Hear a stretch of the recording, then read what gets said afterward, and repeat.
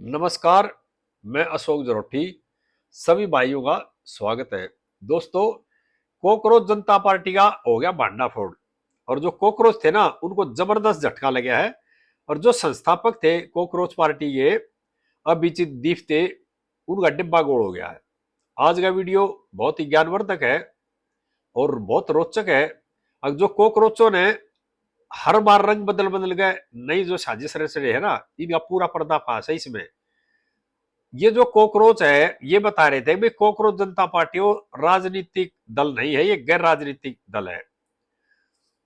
और देश के तमाम विपक्ष के जो नेता हैं, जो पत्रकार हैं, अपने आप को बुद्धिजीवी मानने हैं, वो दुनिया को और देश को ये दिखाने में लगे, इनका समर्थन करने लगे भाई कॉकरोच है ना, एक नए नौजवान लड़के ने तहलका मचा दिया।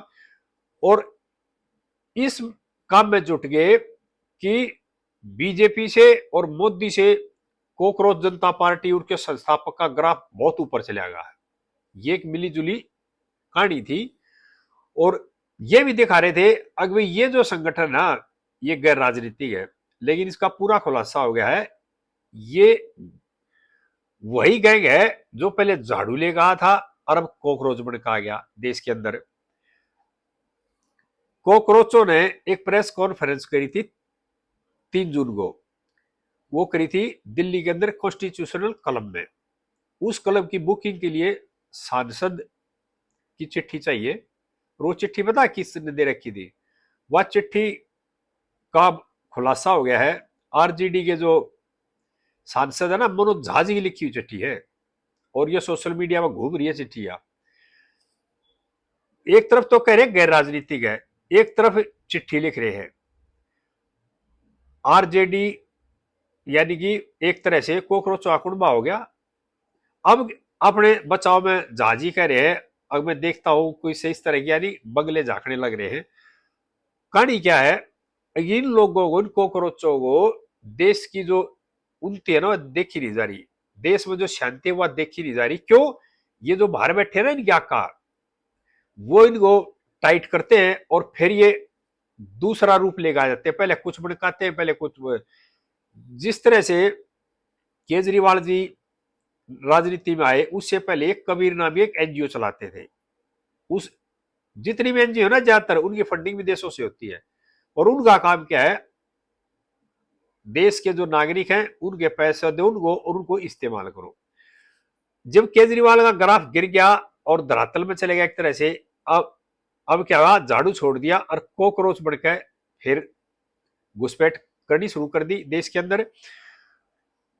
3 जून को जो प्रेस कॉन्फ्रेंस करी थी, जिन जिन प्रवक्ताओं ने, वे 3 प्रवक्ता हैं, उनके बारे में बताते हैं वे कौन लोग हैं, कहाँ गए हैं।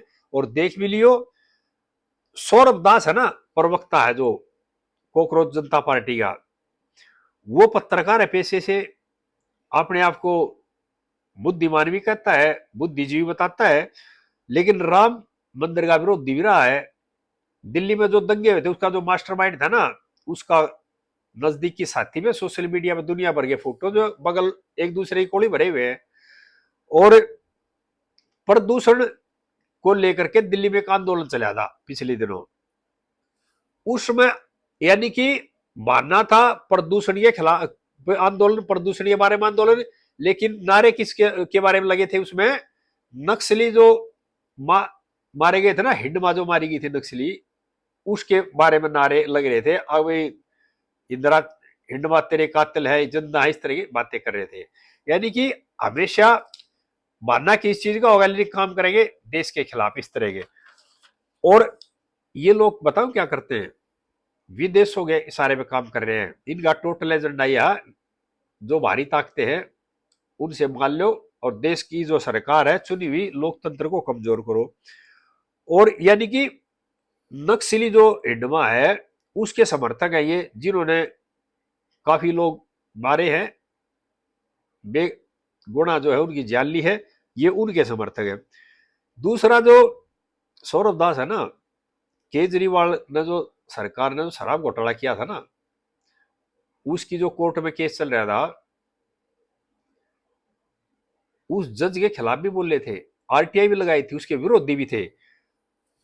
ये देखो भाई, ये लोग हैं चेहरा। अब क्या बच गया? दूसरे जो आशुतोष राक्का है ना, वो आम आदमी पार्टी के चेले हैं, किसी से छुपी बात नहीं है। सोशल मीडिया पे भी देखना और देख लेना। और जो हमारे विजेता दैया हैं, ये हमारे भाई साहब बैठे ध्रुव राठी जी, ये उनके रिसर्चर हैं एक तरह से। ध्रुव राठी भी देश के खिलाफ, देश की सरकार के खिलाफ बाहर बैठ कर बोलता है, बात करता है, और यूट्यूब से पैसे ही बतेरे कमा रहा है।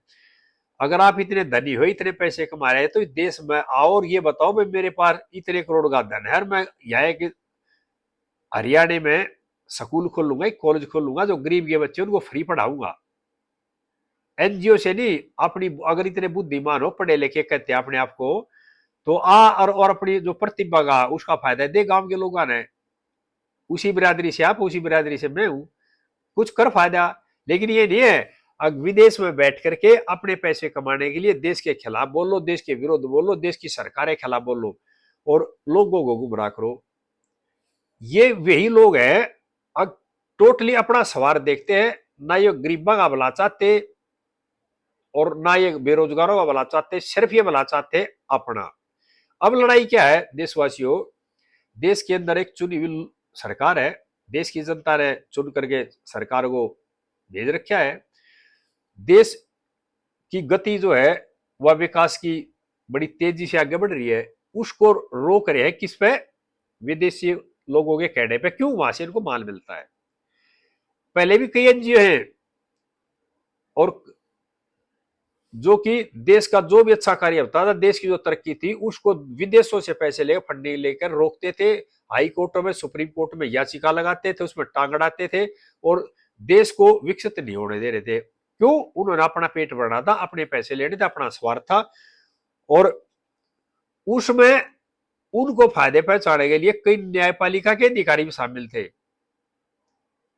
एक एनजीओ थी जिसकी सजा हुई थी, उसको जमानतें मिली, देश के सीजीआई थे उन्होंने सिफारिश करी थी, 3 बेंचें में बैठी इलाहाबाद हाईकोर्ट की, और उसको तुरंत जमानत दी गई। इनकी जो घुसपैठ है ना, याद से नहीं है, कई दशकों से है। इन्होंने क्या चाहिए? अपना फायदा। देश जाओ बाढ़ में, देश से कोई लेना देना नहीं है।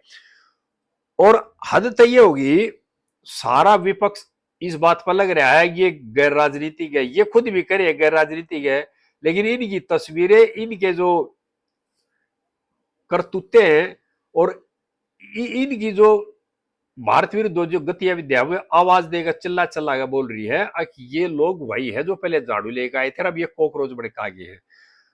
और मैं और बताऊं, इन्होंने पहले तो ये क्या था, अभी एयरपोर्ट पर आना, अभी जी दीप्ते अमेरिका से एयरपोर्ट पर आएंगे और तमाम लोग एयरपोर्ट पे इकट्ठा होना, उनका स्वागत करना।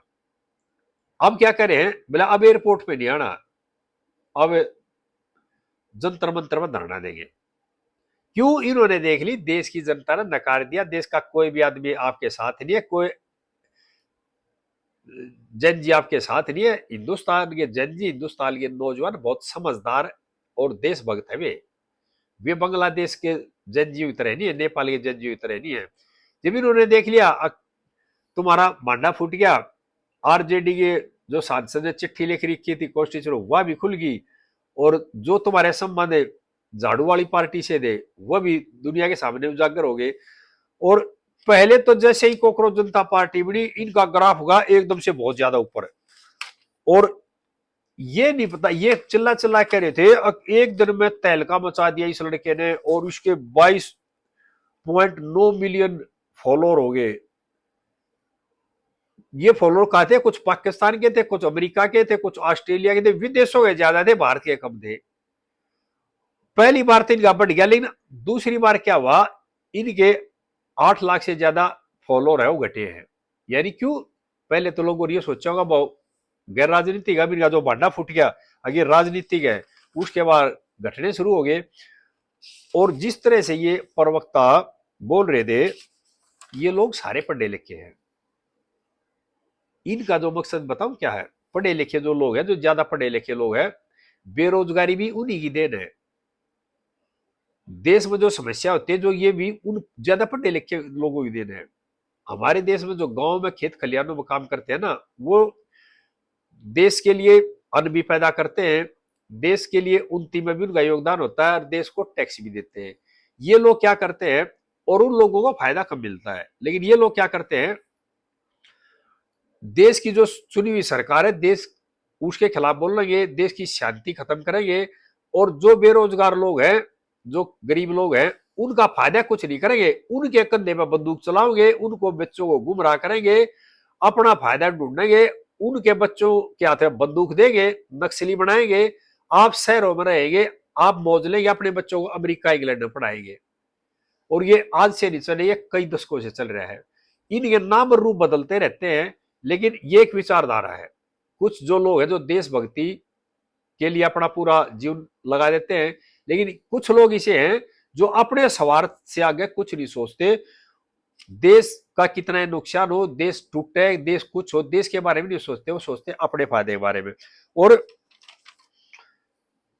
जब से देश के अंदर मोदी सरकार आई है, उस दिन से ये सारे लोग इस मामले में लगे हुए हैं। और 2019 के बाद जब इनको ये विश्वास हो गया ना, प्रधानमंत्री जी ऐसे नहीं हटेंगे, तो ये हर बार नई नई चालें चलते हैं, कभी शाहीन बाग, कभी किसान आंदोलन, कभी प्रदूषण आंदोलन, इस तरह की बातें करते रहेंगे। मैं यहाँ सभी भाइयों की बात और बताना चाह रहा हूं, केजरीवाल जी जो आए थे ना, सरकार मारने से पहले रामलीला ग्राउंड में चला चला करे, तो बोला शीला दीक्षित के घर में जाकर देखो, अकेली रहती, 18 इसी चल रहे हैं। दिल्ली की जनता ने केजरीवाल को मुख्यमंत्री बना दिया, केजरीवाल ने अपने रहने के लिए शीश महल बना दिया, गरीबों के लिए क्या करा। 18 एसीओ पे शीला दीक्षित क्या पे उंगली उठाते थे, आवाज उठाते थे, अपने घर में 50 एसी लगा लिए, अपने घर के लेटरिन में भी ऐसी, बाथरूम में भी ऐसी, किचन में भी ऐसी, अपना जो शीश महल बना रजवाड़ा वितरण बना लिया। क्यों? जनता को गुमराह किया, जनता एक दो बंदूक रखकर चलाई, अपनी सत्ता लेनी थी। और इसकी सत्ता में लाने के लिए इसको इसी तरह के जो लोग थे ना, उन्होंने साथ दिया था। और जो लोग इसके साथ जुड़े थे, उनको ज्यादातर लात मार के भगाया वहां से। अब वही लोग जिसको केजरीवाल ने भगाया था, वो फिर इकट्ठे हो रहे, जुड़ रहे हैं। इसका मतलब क्या है? इसका मतलब ये हुआ कि ये लोग अपना भला चाहते हैं, देश का भला नहीं चाहते, देश के गरीबों का भला नहीं चाहते, और देश का कोई फायदा नहीं चाहते, सिर्फ अपना फायदा चाहते, अपनी सत्ता चाहते हैं। अब धीरे धीरे देश की जनता इनको सत्ता से बाहर कर रही है, तो ये उल्टी तरह से बातें करके और अलग तरह से षड्यंत्र रच के देश के जो लोगों को गुमराह करना चाह रहे हैं। देश के कई विपक्षी नेता हैं, बार बार क्या करें, और 6 मई को देश में इतिहास लिखा जाएगा, देश में 6 मई को मोदी जी को हटा दिया जाएगा, इस तरह की बातें कर रहे हैं। 6 मई को भाई कुछ नहीं होने वाला। देश की जनता बहुत ज्यादा समझदार है, देश के जनजी बहुत समझदार है, इनका कोई साथ नहीं देगा, और इनका जो गुब्बारा है ना, वो फुस हो गया है। इनकी बात तो मानने की जरूरत नहीं है। सभी देश के भाई बहनों से, नौजवानों से, खासकर जनजी से मेरा करबद्ध आवेदन है, इनके बहकावे में ना आए। देश की जीडीपी, देश की ग्रोथ जिस तरह से बढ़ रही है ना, और देश में जिस तरह से रोडों का जाल बिछा जा रहा है, जिस तरह आगे बढ़ रहे हैं ना, वो बाहरी जो ताकतें हैं ना, उनको बर्दाश्त नहीं हो रहा, और उन्होंने इस तरह के लोगों को आगे करके ये देश को ऐसे करना चाह रहे हैं, देश की सरकार को ऐसे करना चाह रहे हैं। पहले भी जयचंद हुए इस देश के अंदर, उनका भी यही काम था, और वही कारण था, गुलाम भी हुए थे। आगे इस तरह की बातें फेर शेर करते रहेंगे। जय देशवासियों।